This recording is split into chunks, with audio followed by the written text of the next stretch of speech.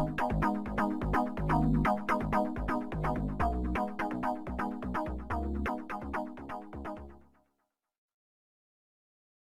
or random access memory, is temporary memory, and it's installed on the motherboard in the memory slots.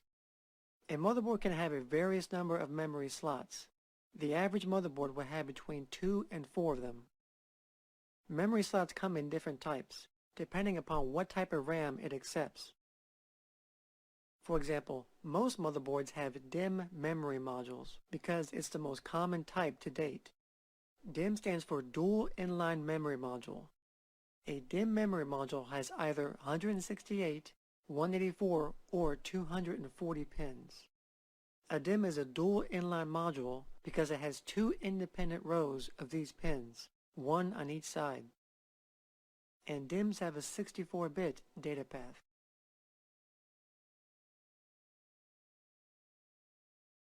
Another type of memory module is a SIMM.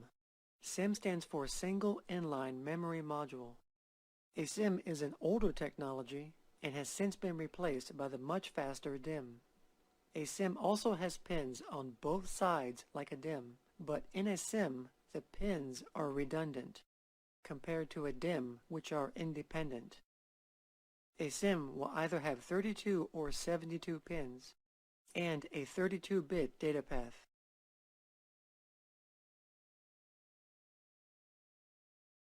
Another type of memory module is called RAM, which stands for Rambus Inline Memory Module, which was developed by the company Rambus Inc.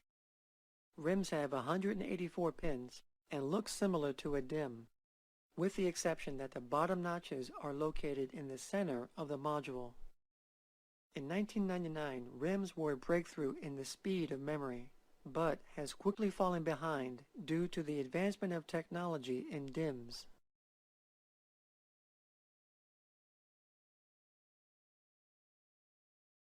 Now the term 32 or 64-bit data path refers to the number of bits of data that are transferred in one cycle. The more bits that are transferred in one cycle, then the faster the computer will be. A single bit or 1 bit of data is the smallest form of data that a computer reads, because in the computing world, a computer only understands ones and zeros, which is represented by a single bit of data. Now there's also the term byte, and 8 bits is equal to 1 byte. So if a memory DIMM is rated to have a 64-bit data path, then that means that it has an 8-byte wide data path, or bus, because 64 divided by 8 equals 8. And if a memory SIMM that is rated to have a 32-bit data path, then that means that it has a 4-byte wide bus, because 32 divided by 8 equals 4. So that's why DIMMs are faster than SIMMs. Now this information will be useful in an upcoming lesson on how we determine the exact bandwidth of memory modules.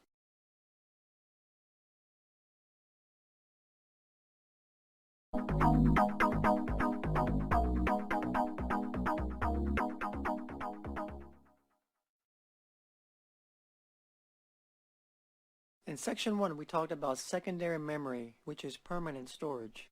This dealt with hard drives. Now we'll talk about primary memory, or temporary storage. This is called RAM. RAM stands for Random Access Memory. In order for data or a program to run, it needs to be loaded into RAM first. So here is how it works. The data or program is stored on the hard drive. Then from the hard drive, it is loaded into RAM. And once it's loaded into RAM, the CPU can now access the data or run the program. Now, a lot of times, if the memory is too low, it might not be able to hold all the data that the CPU needs. And when this happens, then some of the data has to be kept on the hard drive to compensate for low memory. So instead of data going from RAM to the CPU, it has to do extra work by going back to the hard drive. And when this happens, it slows down the computer. So to solve this problem, all you need to do is increase the amount of RAM on the computer. And by increasing the memory, all the data can be loaded into RAM without the need of constantly accessing the hard drive. And the result is a faster performing computer.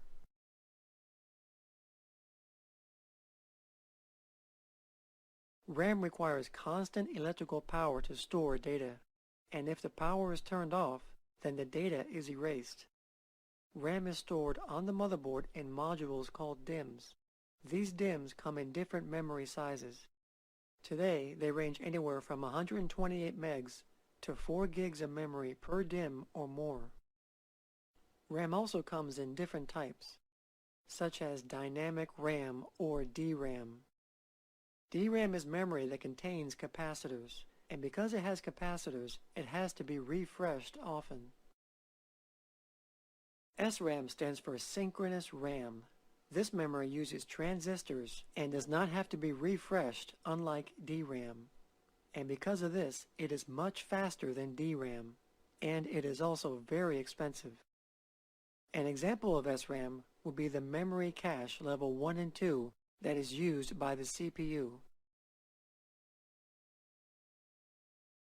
Another type of memory is called SDRAM, which stands for synchronous DRAM.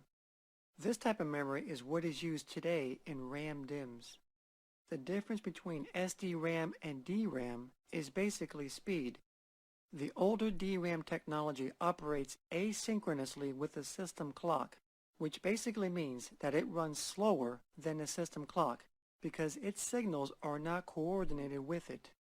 But SDRAM runs in sync with the system clock, which is why it is faster than DRAM. All the signals are tied to the system clock for a better controlled timing. SDRAM is rated at different speeds. For example, a stick of SDRAM could be labeled PC100. The 100 equals the speed at which it operates, which is 100 megahertz. And since SDRAM only comes in 64-bit modules, it has an 8-byte wide bus, because 64 divided by 8 equals 8. So to figure out the total bandwidth of PC100, you multiply 100 megahertz times 8 bytes, which equals 800 megabytes per second. So the total bandwidth of PC100 equals 800 megabytes per second. So an SDRAM module labeled PC133, you multiply 133 by 8 bytes, which equals 1066. So the total bandwidth for PC133 equals 1066 megabytes per second. As technology increased and processor and bus speeds have gotten faster, a new RAM technology was developed to keep up with the faster speeds of computers. This newer technology was called DDR, which stands for double data rate. And that's basically what DDR does. It sends double the amount of data in each clock signal when compared to non-DDR RAM. Non-DDR or single data rate RAM uses only the rising edge of the signal to transfer data. But DDR uses both the rising and falling edges of the clock signal to send data, which makes DDR twice as fast.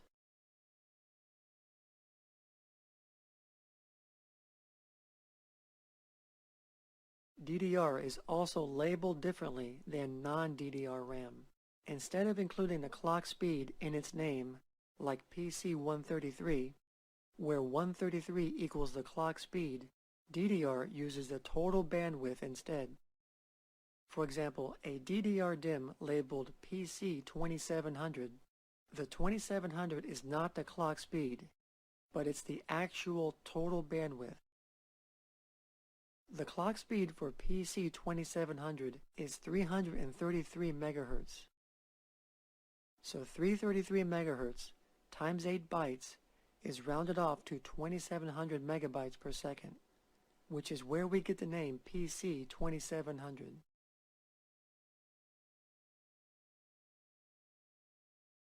Another example is PC3200. PC3200 has a clock speed of 400 megahertz, so 400 times 8 equals 3200, which is where we get the name PC3200. A new technology that has succeeded DDR is DDR2. DDR2 is faster than DDR because it allows for higher bus speeds, and it also uses less power than DDR. A DDR2 DIMM has 240 pins, compared to 184 pins on DDR. Some examples of DDR2 are PC2 3200 and PC2 4200.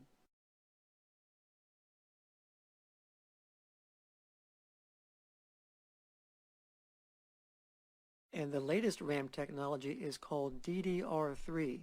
DDR3 is twice as fast as DDR2, with a bandwidth of over 12,800 megabytes per second. Like DDR2, a DDR3 DIMM also has 240 pins, but the notches in the DIMMs are in different places. So you can't put a DDR3 DIMM in a RAM slot made for DDR2. In fact, motherboards are made to support a certain type of memory, so you can't mix DDR1, 2, or 3 on the same motherboard. Some examples of DDR3 are PC3 8500 and PC3 12800.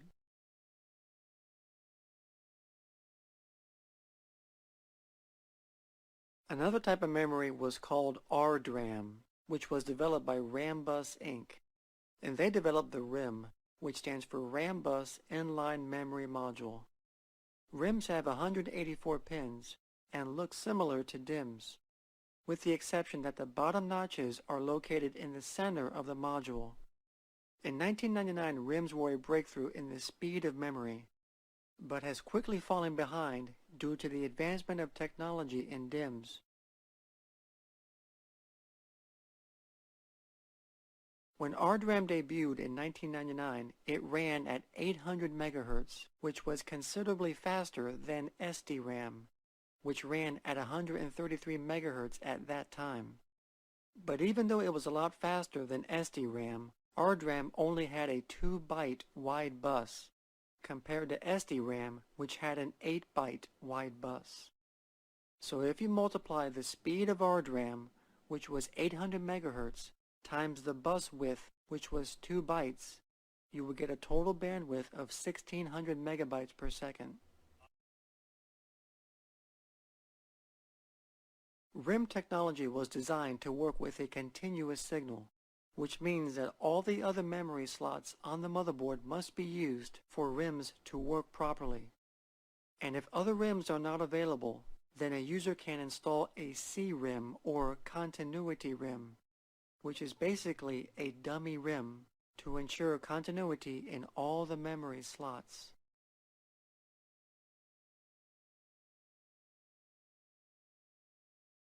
To meet the higher demands of faster processors and memory controllers, a new technology was developed called dual-channel mode.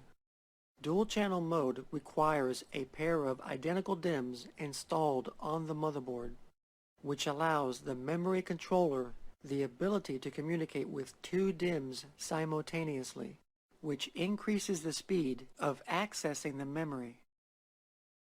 In order for dual channel to work, the motherboard must be equipped to work in dual channel mode, and the memory DIMMs must be identical to each other in speed, size, and features. Then the DIMMs must be inserted into the motherboard in a specific slot configuration in order to enable dual-channel mode. Typically, the memory slots will be color-coded to help assist in identifying where the DIMMs should be inserted. For example, here we have some dual-channel memory slots. So in order for dual-channel to work, you need to install a pair of identical DIMMs in the slots of the same color. In this case, we put a pair of DIMMs in the yellow slots.